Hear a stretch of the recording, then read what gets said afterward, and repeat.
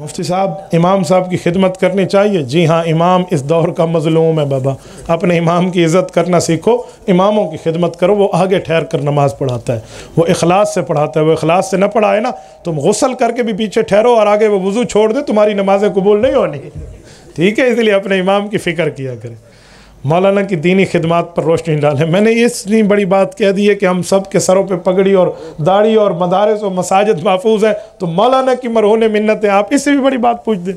6 لاکھ علماء اس کے پیچھے ٹھہرے ہوئے ہیں، اس سے بڑی بات کیا ہے؟ کراچی سے لے کر خیبر تک کوئی ایک شیخ الحدیث نہیں ہے جو مولانا کا مخالف ہو، کوئی ایک مفتی نہیں ہے جو مولانا کا مخالف ہو، کوئی ایک خانقاہ کا پیر نہیں ہے جو مولانا کا مخالف ہو۔ اے یک کے شودے بھیڑ چال چلے کھڑو تری نہ کو نہیں سمجھ آن دی، یوتھی کو سمجھ آن دی ہے، جی عقل کرنا۔ اب یہ ایڈی لمبی خط لکھ کے دیتا نے، خدا انہاں کو حج تلائے ونجے، یار اتنا لمبا خط آپ مختصر سا پوچھا کریں۔ مفتی محمود رحمۃ اللہ علیہ پاکستان بننے کے مخالف تھے، کس نے کہا؟ یہ آپ کو نظر آیا ہے؟ پاکستان کی اسمبلی کو نظر نہیں آیا انہوں نے اسے وزیر اعلیٰ بنا دیا؟ کیسے کہہ رہے؟ یہ جملہ ایسا نہیں ہے، یہ جملہ یہ ہے کہ اس گناہ میں ہم شامل نہیں تھے، وہ ایک جملہ مولانا کی طرف منسوب ہے، اس کی حقیقت بھی سمجھ لو۔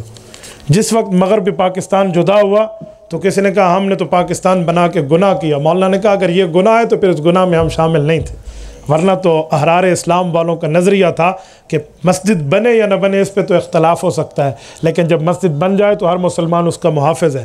شروع میں سوچ تھی کہ پاکستان متحدہ رہے یا الگ رہے، لیکن اب بن گیا تو اس کی حفاظت ہم سب کی ذمہ داری ہے۔ یہ آپ کو نظر نہیں آتا؟ خواہ مخواہ سے پرانی ایسی فضول سی بات اٹھا کر لوگ لے کر آتے۔ مفتی صاحب اس دور میں شاہ ولی اللہ جیسی شخصیت کون ہے؟